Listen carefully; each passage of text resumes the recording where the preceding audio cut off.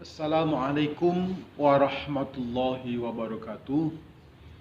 Sahabat Bawaslu dimanapun berada, kami Badan Pengawas Pemilu Kabupaten Kudus dalam hal ini menyampaikan terkait dengan materi pengawasan daftar pemilih berkelanjutan yang pada tanggal 20 bulan Juli kemarin Bawaslu mengikuti pleno yang diselenggarakan oleh KPU Kabupaten Kudus terkait dengan penetapan daftar pemilih berkelanjutan.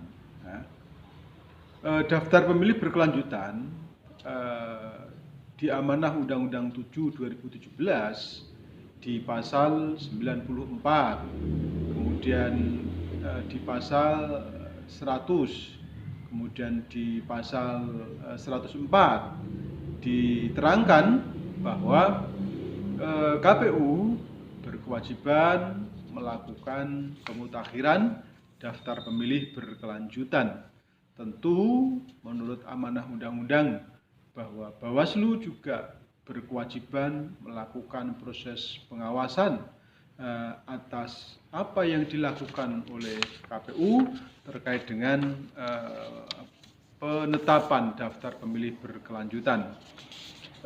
Kawan-kawan, sahabat Bawaslu yang saya hormati, bahwa tujuan dilakukannya pemutakhiran daftar pemilih berkelanjutan yang pertama adalah untuk memperbaiki dan memperbarui data pemilih dan pemilu dalam pemilu yang secara berkelanjutan. Kemudian yang kedua, untuk mempermudah proses pemutakhiran data pemilih yang berkelanjutan, tentu KPU melakukan progres dan pemutakhiran daftar pemilih tersebut. Kemudian yang selanjutnya, untuk mempermudah penyusunan data dan daftar pemilih dalam pemilu yang akan datang, tentu daftar pemilih berkelanjutan ini wajib dilakukan proses pemutakhiran yang terus berkelanjutan. Terkait dengan daftar pemilih berkelanjutan ini menjadi objek pengawasan Bawaslu Kabupaten Kudus dan tentunya Bawaslu yang ada di kabupaten lain yang ada di Indonesia ini terkait dengan hal-hal yang menjadi objek pengawasan, di antaranya adalah penduduk yang mutasi, pindah datang maupun pindah keluar di daerah tertentu. Misalnya dari luar Kudus masuk di dalam Kabupaten Kudus, atau sebaliknya dari Kudus pindah kependudukannya di luar Kabupaten Kudus. Tentu KPU ini harus update data karena ke depan ini menjadi basis data daftar pemilih yang akan digunakan di dalam pemilu.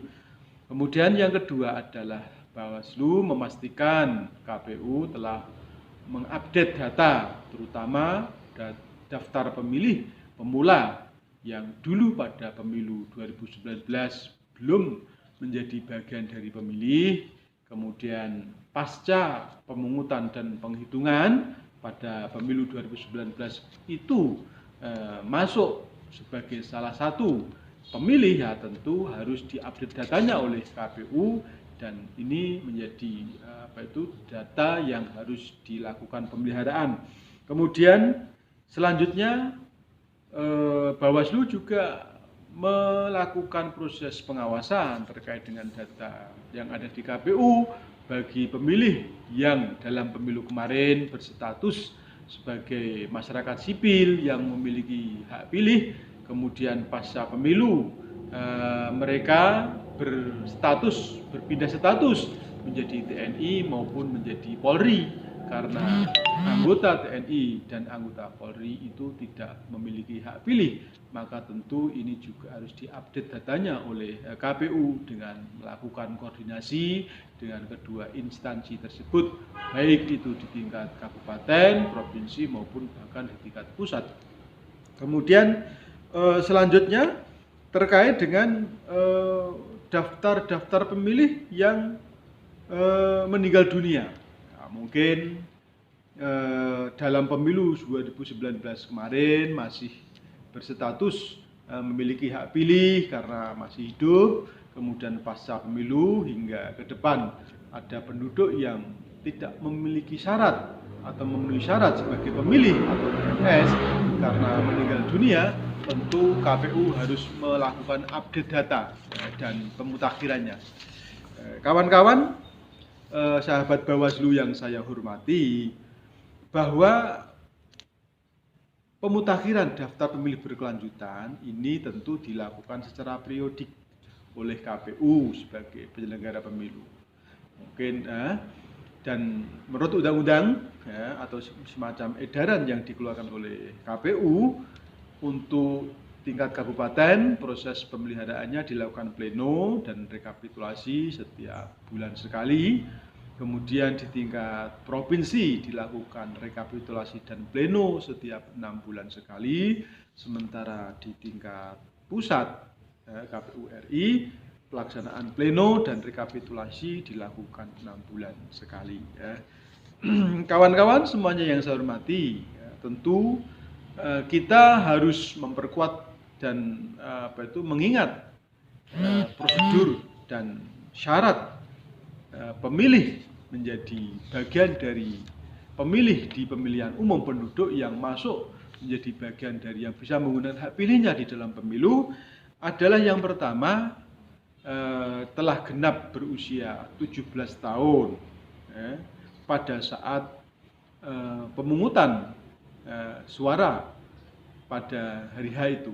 Kemudian yang kedua, walaupun dia belum 17 tahun tetapi ternyata telah menikah atau pernah menikah, maka tentu dia harus tercatat sebagai pemilih hak pilih dalam pemilu. Kemudian selanjutnya yang ketiga adalah pemilih yang sedang tidak terganggu ingatannya atau tidak sedang gila menurut surat keterangan dari dokter, karena mereka tentu harus memiliki hak pilih. Namun ketika pasca pemilu 2019 kemarin dalam perjalanan ini, khususnya dalam masa pandemi COVID-19, banyak masyarakat yang hilang ingatan, gila dan seterusnya menurut keterangan dokter, maka tentu juga tidak bisa masuk sebagai pemilih dalam hak pilih dalam pemilu. Kemudian selanjutnya KPU juga harus bekerjasama dengan pengadilan terkait dengan orang-orang yang telah dicabut hak pilihnya menurut undang-undang atas keputusan ingkrah dari pengadilan karena dianggap melakukan pelanggaran dan pidana yang mengakibatkan dicabut hak pilihnya. Kemudian selanjutnya KPU harus melakukan update data terkait dengan pemilih yang secara administrasi memiliki data kependudukan menurut KTP elektronik berada di dalam wilayah tempat pemungutan suara atau TPS. Inilah yang menjadi objek yang harus diingat oleh kita semua terkait dengan pemilih yang harus terdaftar di daftar pemilih dan memiliki hak pilih dan bisa menggunakan dalam pemilu yang akan datang. Tentu kami berharap bahwa masyarakat harus proaktif secara berkesinambungan terkait dengan update data yang dilakukan oleh KPU. Mereka harus bersama-sama dengan masyarakat yang lain, KPU, Bawaslu, aktif melakukan pengecekan data kependudukan yang telah memiliki memenuhi persyaratan tersebut dan terdaftar di dalam daftar pemilih dalam pemilu di laman KPU, yakni di website yang ada, yakni di Lindungilah Hak Pilihmu, kpu.go.id.com. Kemudian selanjutnya, ketika mereka itu tidak ditemukan di dalam web yang tercantum di sana, maka tentu harus melakukan laporannya kepada KPU untuk menyampaikan dan supaya diupdate datanya oleh KPU, karena belum ditemukan di dalam laman Lindungilah Hak Pilihmu. Kemudian dalam proses pelaporan yang ada,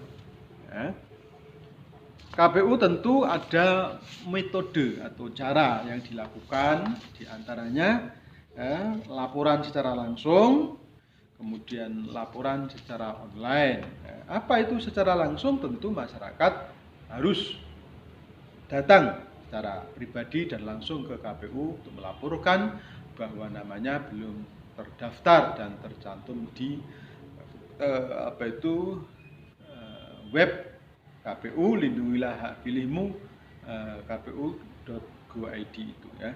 Kemudian selanjutnya bisa saja secara online setelah webnya itu dibuka, kemudian ada formulir yang harus diisi karena tidak tercantum namanya di dalam data Lindungilah Hak Pilihmu, maka tentu harus melaporkan, mengisi. Lah, harapannya apa sih Bawaslu melakukan proses pengawasan pemutakhiran daftar pemilih ini? Yang pertama, kami berharap juga peran aktif masyarakat dalam mengawal validitas data yang dimiliki oleh KPU. Kemudian yang kedua, adanya data-data yang tidak memenuhi syarat atau TMS, tentu kita berharap sudah steril dan tidak dimasukkan ke dalam daftar pemilih yang berkelanjutan tersebut. Kemudian harapan yang ketiga, tentu harapan ke depan pemilu ini memiliki data yang sangat mutakhir, yang sangat valid, yang dapat dipertanggungjawabkan kepada publik dan secara kelembagaan kepada negara, bahwa tidak ada masyarakat yang tercecer, yang tidak terdaftar di pemilih, padahal mereka telah memenuhi syarat sebagai pemilih. Oke, sahabat Bawaslu yang saya hormati, mungkin inilah yang dapat kami sampaikan kepada kawan-kawan semuanya. Semoga sekali lagi kita kawal daftar pemilih berkelanjutan ini untuk mendapatkan sebuah demokrasi ke depan yang akuntabel, demokrasi yang benar-benar dapat dipertanggungjawabkan, kemudian tidak adanya pemilih yang tercecer dan tidak tercover di dalam data pemilih. Demikian yang dapat saya sampaikan. Wassalamualaikum warahmatullahi wabarakatuh.